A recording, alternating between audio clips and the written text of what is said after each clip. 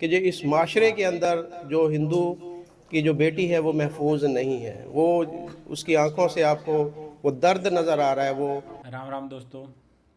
ગુજરાતમાં બાજારું મીડિયા એ નથી કહેતું કે ભારતમાં જ્યારે ભાગલા પડ્યા પછી આજે પાકિસ્તાનમાં શું હાલત છે આપણા હિન્દુઓની, એક દીકરીની શું હાલત છે. હું તમને અત્યારે કહું છું, તમે સાચું માનો કે ના માનો, પછી હું તમને સાબિતી પણ આપું છું. 8 ધોરણથી વધારે ત્યાં દીકરીઓ ભણી જ નથી શકતી. એને વટલાવી દે કે પછી કોઈ રીતે ફસાવે. હમણાં રાજકોટમાં જ સ્કૂલ વાન વાળો વિધર્મી હતો, મુસલમાન હતો. એણે એ છોકરીને ફસાવી અને એની સાથે અનેકવાર દુષ્કર્મ આચર્યું. પણ એ ન્યૂઝ તમને ક્યાંય જોવા જ નહીં મળે. આનું કારણ શું છે તમે સમજી લો, શા કારણે આવું થતું હશે. અને હું તમને કહું છું, 8 ધોરણથી વધુ ભણી નથી શકતી ત્યાંની દીકરીઓ. ઘરમાં ભણે છે, ઘરમાં ભણે છે. 8 ઉપર મા બાપ મોકલતા જ નથી એને. એટલો દહેશતનું વાતાવરણ છે. જ્યાં વિધર્મીઓનું પોપ્યુલેશન વધારે છે ને, ત્યાં હિન્દુઓનો સફાયો, કોઈ પણ બીજા ધર્મોનો સફાયો થાય છે. આ વાત એ લોકો નહીં કરે.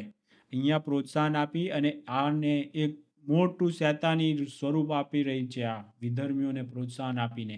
બંને શૈતાની વિધર્મી માનસિકતા અને બાજારું મીડિયા, બંનેની શૈતાની માનસિકતાઓનો મિલાપ છે. ઈલું ઈલું એ લોકોનું છે.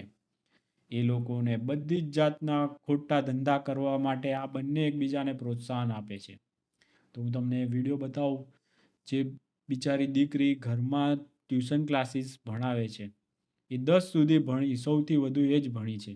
फर्क है। मैं आप सबको एक बात बताना चाहूँगी कि मैं आगे पढ़ना चाहती थी, लेकिन मैट्रिक तक मेरी तालीम है। आगे नहीं पढ़ पाई क्योंकि हमारे माशरे में खौफ ज़्यादा रहता है, तो मैट्रिक तक मैं मुश्किल से पढ़ पाई हूँ। तो मेरी ख्वाहिश थी कि मेरी जो बस्ती के जो बच्चे हैं वो मैट्रिक से मुझसे भी आगे जाएं, लेकिन नहीं जा रहे, 5 में निकल जा रहे हैं। तो जब कोई बच्चा 5 से निकल जाता है, 6 में निकल जाता है, तो मुझे बहुत दुख होता है, क्योंकि छोड़ देते हैं, उसके बाद पढ़ाई छोड़ देते हैं। हाँ, वजह क्या, क्यों छोड़ देते हैं पढ़ाई? वजह ये है कि काफ़ी लड़कियां अभी मुस्लिम हुई थी ना। अच्छा, उनको कन्वर्ट कर दिया जाता है। हाँ, तो एक घर की 3 लड़कियां मुसलमान हो गई थी, तो हर माँ बाप खौफ ज़्यादा हो जाता है, क्योंकि सबसे ज़्यादा हमें अपनी इज़्ज़त प्यारी होती है। इज़्ज़त से बढ़कर कुछ भी नहीं होती। जब घर की 3 लड़कियां एक साथ चली जाएं, और सादकाबाद में जो वाक़या हुआ था, उसकी वजह से सब लड़कियों को निकाल दिया गया। माँ बाप ने डर के, ये देखे जी, वो सादकाबाद में जो फोर्स कन्वर्जन वाला वाक़या हुआ था, उसके बाद में बहुत सारी जो हिंदू बच्चियां थी उनको जो है वो अपने घरों में बिठा दिया गया, और वो तालीम उन्होंने हासिल करनी छोड़ दी। फिर वो या घर में पढ़ती, प्राइवेट पढ़ रही थी। नहीं, कुछ भी नहीं कर रही। बस 5 तक उनको मैंने उसको घर जाके भी कहा, मैंने कब पढ़ो, कुछ भी नहीं होता। आपको भी इसी वजह से हटा दिया गया? हाँ, मुझे भी इस वजह से। लेकिन मेरे जो बाबा थे ना, उसने सबसे लड़कर मुझे पढ़ाया।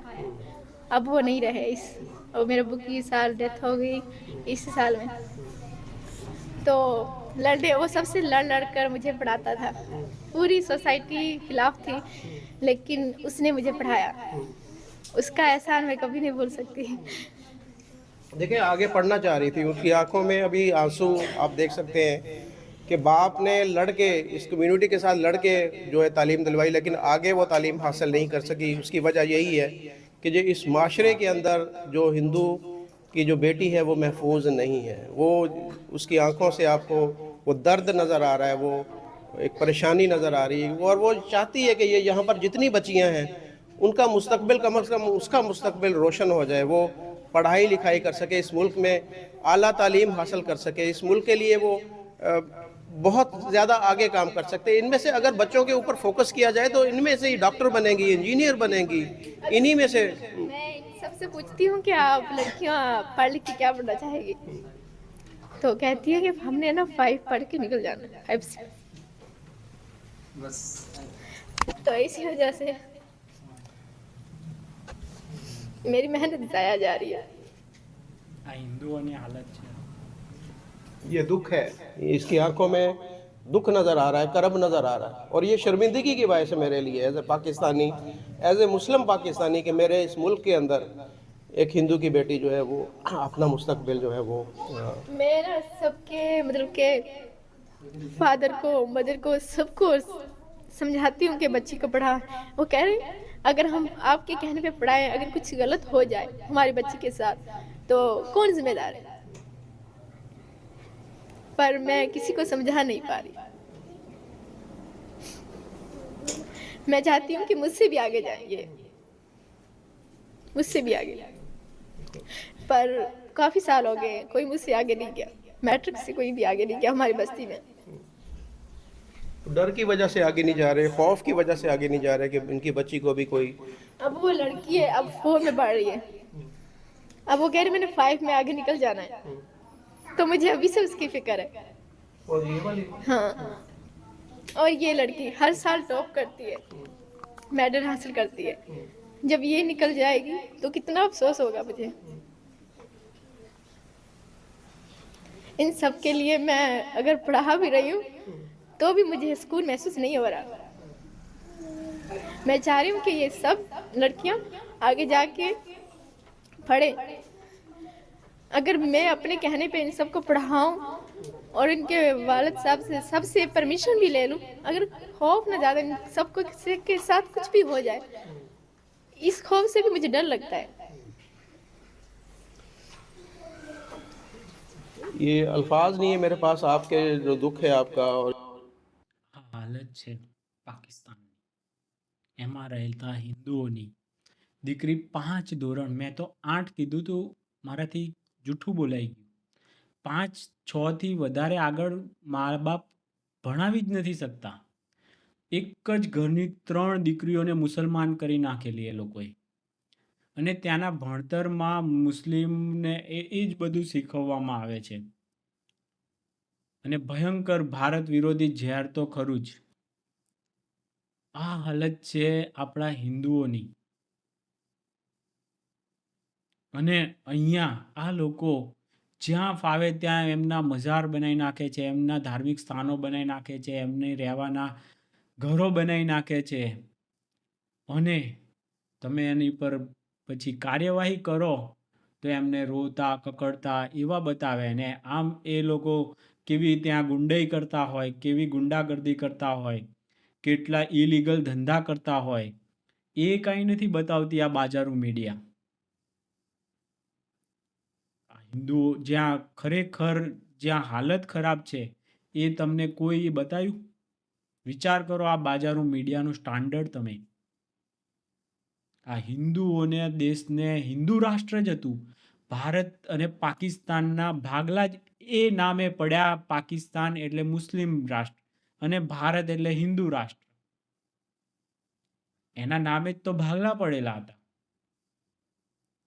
એ બંને કન્ટ્રી મુસ્લિમ બની ગયા અને ભારતને સેક્યુલરના નામે એવા અહીંના હિન્દુઓને પ્રતાડિત કર્યા.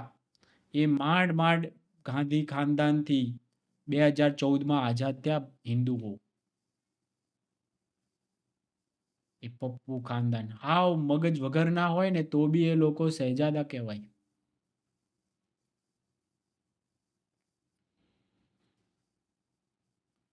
અને અહીંયા વિદર્ભી આ સ્કૂલ રાજકોટમાં સ્કૂલ વાન ચલાવનારો મુસલમાન, એણે દીકરીને દુષ્કર્મ કર્યું અને બાજારું મીડિયા ચૂપ છે.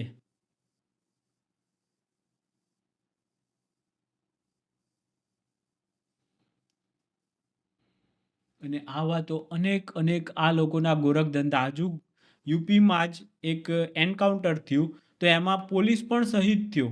પોલીસ જવાન પણ શહીદ થયો. એને 2 ગોળીઓ એ વિધર્મી એટલે મુસલમાનોએ એ ગુંડાઓએ મારી દીધી. અને એ બેને બી પતાવી દીધા હશે. પણ આ શહીદ થયો એ કોઈ બાજારું મીડિયામાં તમને જોવા નહીં મળે કે પોલીસ પણ આ ગુંડાઓએ મારે પોલીસને. આ નહીં જોવા મળે. અને ખાલી એક એન્કાઉન્ટરમાં એક ખાલી ગોળી પગે પણ લાગી હોત ને, પગે આ તો એ એટલે આ ઉછાળ્યું નહીં એ લોકોએ, નહીં તો ખાલી પગમાં પણ એ રહ્યા ગુંડા વિધર્મીને વાગી હોત ને તો આખી છાતી કૂટણિયા જ સમાજ આ બાજારું મીડિયા ચાલુ થઈ ગયો હોત કે જો એક મુસલમાન હતો એટલે એને એન્કાઉન્ટર કરી નાખ્યું, કે એના પગમાં ગોળી મારી.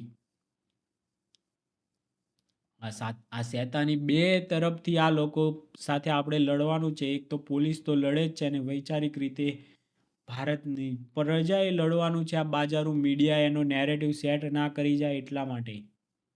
નહીંતર તો એવા નેરેટિવ બનાવશે કે આ તો બધો વાંક ભારતનો કે ગુજરાત સરકારનો હતો, આ લોકોનું તો મકાનો તોડી નાખ્યા ને એ બધું એ લોકો સેટ કરતા જ આવ્યા છે, અત્યાર સુધી કરતા આવ્યા છે. આખી સાબરમતી એક્સપ્રેસ ટ્રેનને એ લોકોએ હળગાવી નાખી વિધર્મીઓએ, તો પણ એને આખું એક્સિડન્ટ બનાવી દીધું. બોલો, 59 હિન્દુઓને મારી નાખ્યા હતા અને એને બનાવી નાખ્યો એક્સિડન્ટ. આ હતું એ ગાંધી ખાનદાનનું, આ કોંગ્રેસનું રાજ.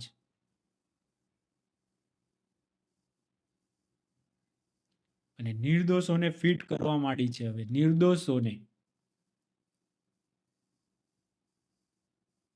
નિર્દોષ કોઈ બિઝનેસમેન છે ને, આ લોકો સોપારી લે. આ લોકો બાજારું મીડિયા એની વાહે પડી ગઈ, વાહે. તારી પાસે આ છે, પેલું છે, નથી તો હું કામ તું આ કરે છે.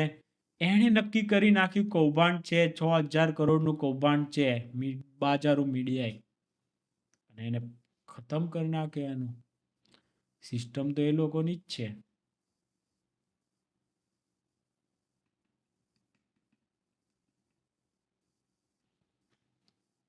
આ હિન્દુઓની શું હાલત છે તમે જુઓ.